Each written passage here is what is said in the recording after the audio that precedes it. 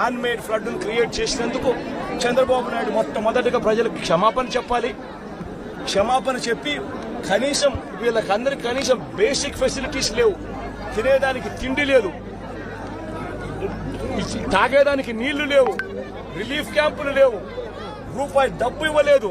వీళ్ళందరూ ఎలా బతకాలని చెప్పి అడుగుతా ఉన్నారు. చంద్రబాబు నాయుడు ఇక్కడికి వచ్చి క్షమాపణ చెప్పి సమాధానం చెప్పాలని కూడా అడుగుతా ఉన్నారు.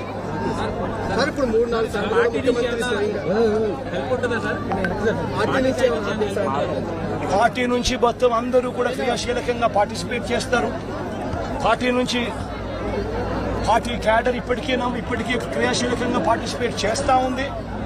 సీను దగ్గర నుంచి మా ఎమ్మెల్యేలు కంటెస్ట్ చేసిన వాళ్ళందరూ కార్పొరేటర్ల స్థాయి నుంచి అందరూ కూడా ఇక్కడే ఇదే నీటిలోనే ఉన్నారు.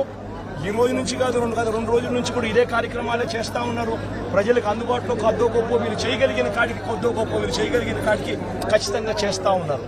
కానీ ప్రభుత్వం అనేది స్పందించాలి. అది మోస్ట్ ఇంపార్టెంట్. జగన్ ప్రభుత్వంలో కూడా ప్రభుత్వం ఉండేది, కానీ జగన్ ప్రభుత్వంలో ఏ ఒక్కరూ కూడా ఎప్పుడూ కూడా డిస్సాటిస్ఫైడ్ గా ఎప్పుడూ లేరు. ఎందుకు లేరు అని అంటే కారణం జగన్ ప్రభుత్వంలో ఒక వాలంటీర్ వ్యవస్థ ఉండేది. జగన్ ప్రభుత్వంలో ఒక సచివాలయ వ్యవస్థ ఉండేది. ఈ వాలంటీర్ల వ్యవస్థ, ఈ సచివాలయాల వ్యవస్థ గ్రామ స్థాయిలో వార్డు స్థాయిలో మమేకమై ఉండేది. వీళ్ళందరూ కూడా వాలంటీర్లందరూ కూడా ఎప్పుడు వరద వచ్చినా ఎప్పుడు తుఫాన్ వచ్చినా వీళ్ళ సహాయ సహకారాల వల్లే గొప్పగా ఎటువంటి కంప్లైంట్స్ ప్రజల నుంచి రాకుండా సాచురేషన్ పద్ధతిలో ప్రజలకు మంచి చేయగలిగాం. తుఫాన్ వచ్చినప్పుడు జగన్ ముఖ్యమంత్రిగా ఉన్నప్పుడు తుఫాన్ వచ్చినప్పుడు కలెక్టర్ గారికి నేను చెప్పేవాడిని, నేను మీకు వారం రోజులు టైం ఇస్తా ఉన్నా, వారం రోజుల తర్వాత నేనే వస్తాను, వచ్చిన తర్వాత నేను ప్రజలతో మమేకమై నేను అడుగుతాను. ఏ ఒక్కరి నోట్లో నుంచి కూడా కలెక్టర్ మాకు పలకలేదు, కలెక్టర్ స్పందించలేదు, కలెక్టర్ వల్ల మాకు నష్టం జరిగింది అన్న మాట ఎప్పుడూ వినపడకూడదు అని చెప్పి నేను ఆదేశాలు ఇచ్చేవాడిని. మా కలెక్టర్ బాగా పనిచేశాడు, మా కలెక్టర్ మంచివాడు అనే మాట వినపడాలి అని చెప్పి గట్టిగా కలెక్టర్లకు ఎప్పుడు చెప్పేవాడిని.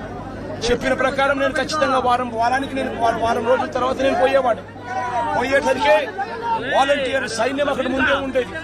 గ్రామ సచివాలయాల్లో పనిచేసే మొత్తం పిల్లలందరూ కూడా అక్కడే ఉండేవాళ్ళు. ఆ వారం రోజుల పాటు వాళ్ళంతా కూడా ప్రభుత్వం అంతా కూడా పూర్తిగా కలిసి ప్రతి గడపకు వెళ్ళేది. ప్రతి గడపకు వెళ్లి సహాయ సహకారాలు అందిస్తూ మొట్టమొదటిసారిగా ఎప్పుడు విధంగా ప్రతి కుటుంబానికి 2000 రూపాయలు సహాయం కూడా, ఆర్థిక సహాయం కూడా అందించిన పరిస్థితులు ఎప్పుడైనా ఉన్నాయి అంటే అది ఒక్క జగన్ ప్రభుత్వంలో మాత్రమే జరిగింది. అటువంటి కొత్త సాంప్రదాయాలను ముందుకు తీసుకొచ్చింది మనం, వాలంటీర్ వ్యవస్థను ముందు పెట్టింది మనం. సచివాలయ వ్యవస్థ, వాలంటీర్ వ్యవస్థతో పూర్తిగా ప్రతి గడపకు కూడా సహాయ సహకారాలు అందించగలిగాము. రిలీఫ్ క్యాంపులు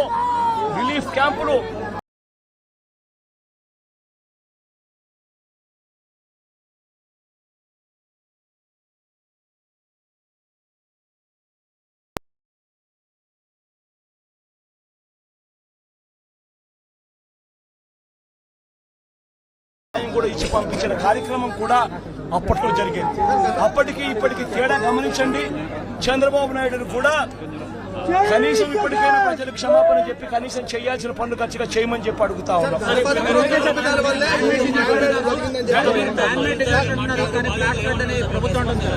ప్రతి బాధితుడు కూడా మీరంతా ఉన్నారు, నాతో పాటు మీరంతా కూడా నడుస్తా ఉన్నారు. బాధితుల దగ్గర మీరు కూడా బైక్ పెడతా ఉన్నారు, బాధితులు మాట్లాడిన మాటలు మీరు కూడా విన్నారు. ఒక్క బాధితుడికైనా కానీ ఇక్కడ నుంచి మేము వస్తా ఉన్నాం, ఇక్కడ నుంచి మేము ఎక్కడికి వెళ్ళాలి అని అంటే, ఎక్కడి నుంచి ఎక్కడికి వెళ్తా ఉన్నారనంటే తెలియదు సార్, తెలియదన్నా, ఇక్కడ నుంచి పోవాలి, మా బంధువులు ఇళ్ళకు పోవాలనే మాట చెప్తా ఉన్నారు. కానీ కనీసం ఒక్క బాధితుడన్నా కానీ రిలీఫ్ క్యాంపులకు మేము పోతా ఉన్నాము, రిలీఫ్ క్యాంప్ అక్కడ ఉంది, రిలీఫ్ క్యాంప్ అక్కడ పెట్టారన్న మాట కనీసం ఒక్కడన్నా పెట్టాలని అడుగుతా ఉన్నాం.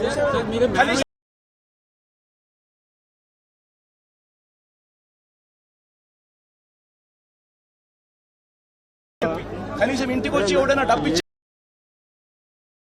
ఇచ్చే కార్యక్రమం జరగలేదు సార్. డబ్బులు కదా దేవుడు అని చెప్పి మాటలు మీరంతా కూడా విన్నారు.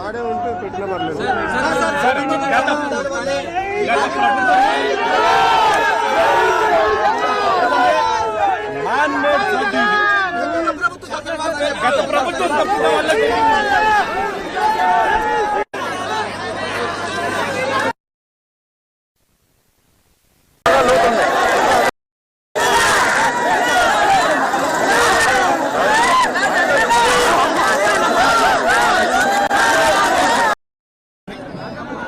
మరి ఆ ఎక్స్ట్రీమ్ రేంజ్కు వర్షం పడుతుంది అని అంటే దాని అర్థం అది ఎక్స్ట్రీమ్ రెయిన్ఫాల్ అని.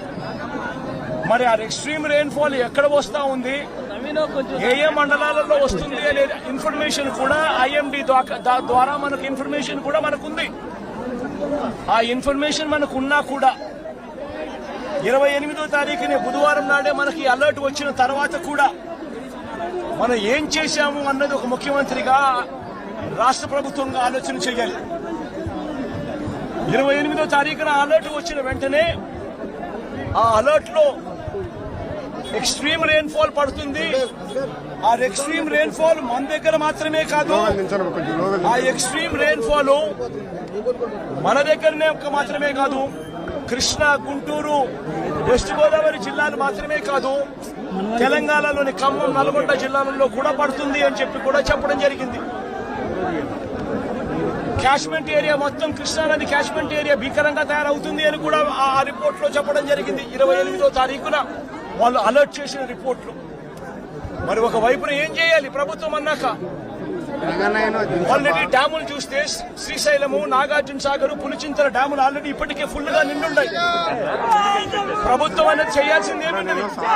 వెంటనే ప్రభుత్వం ఇరిగేషన్ డిపార్ట్మెంట్ తోనూ, రెవెన్యూ డిపార్ట్మెంట్ తోనూ, హోమ్ డిపార్ట్మెంట్ తోనూ రివ్యూ కార్యక్రమం చేసి ఈ రకంగా తుఫాన్ రాబోతా ఉంది, డ్యాములు అయితే పూర్తిగా నిండున్నాయి ఇప్పటికే, ఆ నిండు ఉన్న డ్యాముల పరిస్థితుల నేపథ్యంలో, తుఫాను వస్తా ఉన్న నేపథ్యంలో ఏ రకంగా దీన్ని డీల్ చేయాలి అని చెప్పి ఒక ప్రణాళికాబద్ధంగా ఒక కార్యక్రమం చేయాలి.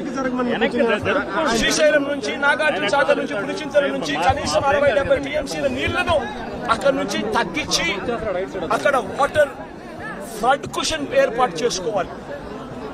అక్కడ వాటర్ ఫ్లడ్ కుషన్ ఏర్పాటు చేయకపోవడం వల్ల కృష్ణానదిలో వరదలు రావడం, ఒకవైపున తుంగభద్ర నుంచి కురిసిన వర్షాల నేపథ్యంలో దాదాపుగా 170 క్యూసెక్ల నీళ్లు తుంగభద్ర నుంచి నీళ్లు రావడం, ఇది కూడా మనకు ఇన్ఫర్మేషన్ ఉంది. సిడబ్ల్యూసీ వాళ్ళు కూడా రిపోర్ట్ చెప్తా ఉన్నారు. ఈ నెల 30వ తారీఖు నుంచి శ్రీశైలంలోని కృష్ణానది ఇంకా భీకరంగా, కర్ణాటక నుంచి, మహారాష్ట్ర నుంచి కూడా వర్షాల వల్ల భీకరంగా నీళ్లు వస్తాయని చెప్పి శ్రీశైలంలో నీళ్లను తగ్గించి ఉండింటే, తుంగభద్ర నీళ్లు శ్రీశైలంలోను, నాగార్జున సాగర్ లోను అపికర ఉండగలిగిందంటే ఆ వాటర్ ఫ్లడ్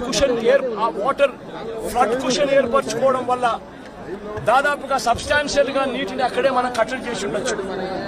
అది కాక కృష్ణా నదికి సంబంధించి తెలంగాణ నుంచి వస్తా ఉన్న నీళ్లు, మూసీ నది నుంచి వస్తా ఉన్న నీళ్లు, ఇవన్నీ కూడా పులిచింతల్లో కూడా ఆల్రెడీ నిండి ఉన్న కెపాసిటీ, అక్కడ కూడా నీళ్లు తగ్గించి ఉండింటే అక్కడ కూడా నీళ్లు ఆపి ఉండే పరిస్థితి.